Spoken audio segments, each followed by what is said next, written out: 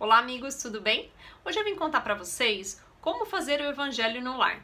Muitas pessoas já são espíritas, já conhecem o espiritismo, vão no centro espíritas, acreditam no evangelho, né, mas não conseguem fazer o evangelho no lar. Então a primeira coisa que a gente precisa fazer é definir qual o melhor dia para fazer o evangelho e qual o melhor horário para fazer isso. Por quê? Porque muitas vezes a gente precisa de disciplina para conseguir fazer o evangelho no lar. Então, o que você precisa fazer? Definir aquele dia da semana e aquele horário que você tem certeza que você vai estar em casa e seus familiares também estarão em casa para poder fazer esse estudo, tudo bem? Então, naquele dia, se alguém te convidar para fazer alguma coisa aqui fora de casa, ou se você realmente for ter, alguém quiser te visitar, tenha a disciplina de falar, olha, hoje eu não posso, hoje eu tenho um compromisso, vamos marcar outro dia? Porque senão você acaba realmente não fazendo o evangelho no lar, tudo bem? Então, primeira coisa, a primeira dica que eu dou, escolhe o melhor dia. Eu mesma faço toda terça-feira às 10 horas da noite, porque eu sei que é meu rodízio, eu sei que às 10 horas da noite eu vou estar em casa, e aí eu combinei com a minha mãe de fazer também nesse horário. Tudo bem? E aí o que eu faço para não perder esse horário, não esquecer de fazer o evangelho? Eu ponho lá no meu celular para despertar 10 minutos antes para não passar, porque muitas vezes a gente acaba esquecendo sim. Então coloca você no seu despertador, pede para os seus familiares também colocarem para você não deixar de fazer, tudo bem? Antes de começar aqui passando passo a passo do evangelho, entra aí no canal, se inscreva, dá um joinha, dá um like e deixe seu comentário também. Se você tem essa dificuldade, comenta aí com a gente pra gente saber qual que é a sua dificuldade, tá bom? Então vamos lá, primeiro passo, o que eu preciso ter? O evangelho. Esse aqui é o meu, eu tô já com ele aqui marcadinho, porque foi onde a gente parou aqui no último evangelho, que a gente faz toda terça-feira. E se você não tem o livro do evangelho, né, segundo o espiritismo, não tem problema. Você não tem o livro físico, hoje em dia a gente consegue achar pela internet ele em PDF, gratuitamente, inclusive, tá bom?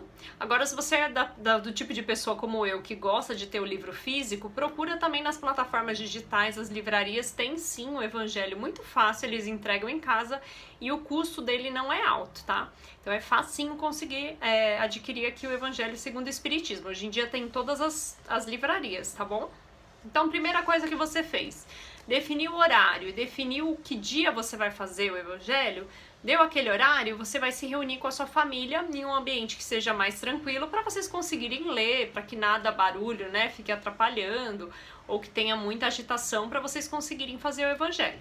Qual que é a primeira coisa que a gente tem que fazer quando vai fazer o evangelho? Primeira coisa é fazer uma prece inicial. Então escolha uma pessoa da família que vai fazer uma prece para pedir que a espiritualidade, os benfeitores consigam auxiliar vocês a conhecer e entender aquele conteúdo que vocês vão ler, tá bom? É basicamente isso, não tem muita coisa, não precisa ficar floreando, tá, gente?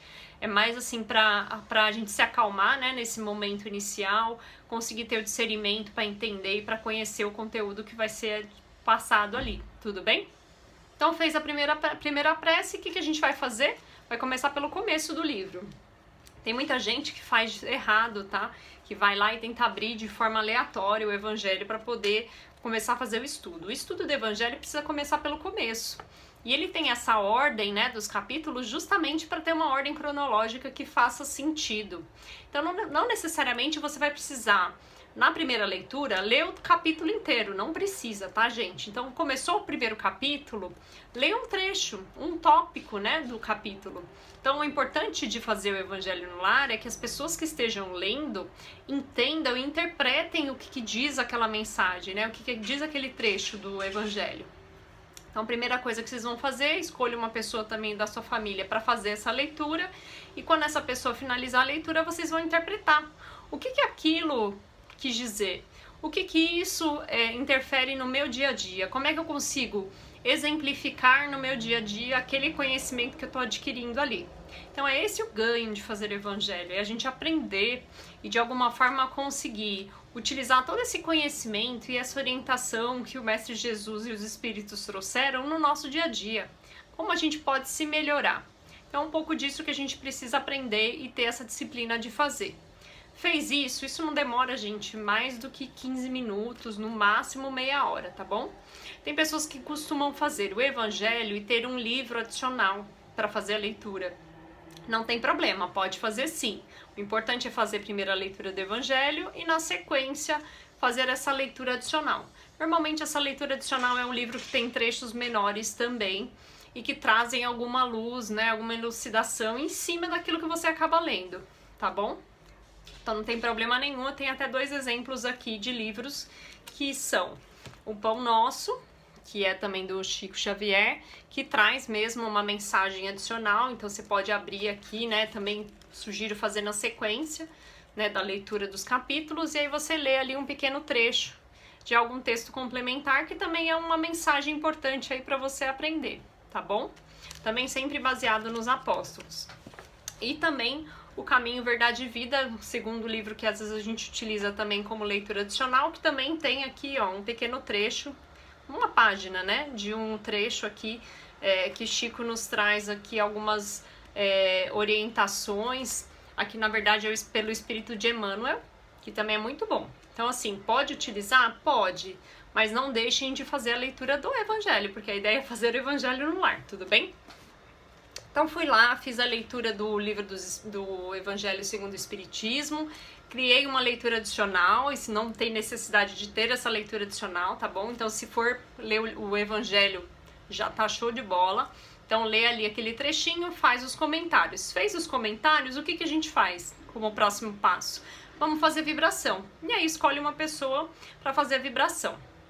O que que é a vibração, gente? Nada mais é do que emanar energias positivas para os nossos familiares, principalmente para aqueles familiares que estão distantes. Então a gente manda essa energia positiva para essas pessoas que estão à distância e também para proteger o nosso lar. Então a gente vibra também pelo nosso lar, tudo bem? Fez a vibração e aí a gente chega na prece final.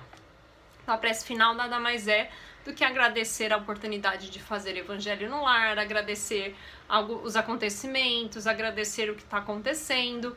E normalmente não precisa ter uma oração, né, uma prece definida. Pode, se você tem uma prece que você gosta, que você conhece, que você queira fazer, pode utilizar. Mas se você não tiver, não tem problema nenhum. Fale aquilo que estiver no coração, tá bom? E aí você faz a prece final. E essa leitura e mais a vibração, a prece inicial e a prece final, ela não pode demorar mais do que 15 minutos, meia hora no máximo, tá? Então não é para virar um evento o Evangelho. É um momento sim da gente parar e dedicar, né, ali a uma leitura edificante, tá? Ter um momento ali familiar, né? Um momento de aproximação com a família, de entendimento dos conceitos aqui, dos ensinamentos passados pelo Mestre Jesus. E tem que ser uma coisa leve, não tem que ser uma coisa que vai demorar 1 hora, eu vou ler um capítulo inteiro do Evangelho, não é pra isso, tá bom? Outra coisa importante. Ah, Monique, mas eu não consigo fazer o Evangelho no lar porque eu moro sozinha. Não tem problema, faça esse Evangelho no lar sozinho também.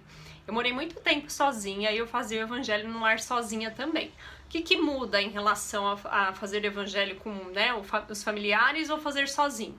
Não muda nada, você vai fazer esse mesmo rito, né? Prece inicial, a leitura do Evangelho, vibração e prece final.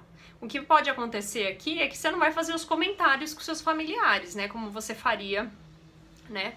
Se você tivesse mais pessoas fazendo o Evangelho junto com você. Mas você pode fazer, por exemplo, o Evangelho em voz alta. Isso é bom porque a gente acaba absorvendo, né, ouvindo aquilo que está sendo dito. E principalmente os espíritos que estiverem ali ao nosso redor, seja os benfeitores espirituais, ou seja, se tem algum espírito ali de passagem para ouvir também essa palavra amiga, é super importante. Então faça, não deixe de fazer. Ah, Monique, mas eu moro com os meus familiares, mas meus familiares não são espíritas. E agora, como é que eu faço? Faz da mesma forma, tá? É como se você estivesse fazendo o Evangelho sozinho, porém você vai ter que se isolar em um ambiente que você consiga se concentrar e fazer o Evangelho sozinho. E no momento da vibração, o ideal é que você vibre por esses familiares. Por mais que eles não estejam participando do Evangelho com você, ele vai estar recebendo toda essa energia, né, positiva, essa vibração positiva de amor e caridade. Isso que importa, tá? No fim, tem muitas pessoas que começam fazendo o Evangelho sozinhos, os familiares ficam ali, ó, não tá participando, mas tá ouvindo, e no final acabam ganhando muito mais, né? E aí acabam gostando de ouvir o que você tá falando, tá prestando atenção, então faça em voz alta, se você puder fazer, faça em voz alta, para que eles consigam absorver pelo menos algum conteúdo, né? E muitas das vezes as pessoas se acostumam com esse rito, né? Com essa disciplina de fazer o evangelho, e aí quem sabe um dia alguém não resolve participar também, né? Esse familiar que não gosta do espiritismo ou não conhece o espiritismo, tem um certo preconceito, quem sabe um dia ele também não queira participar junto com você. Ah, eu ouvi aquilo que você falou, acho que faz sentido. Então não deixe de fazer, tá bom? Era isso que eu vim trazer hoje. Espero que vocês tenham gostado. Um beijo grande e até a próxima.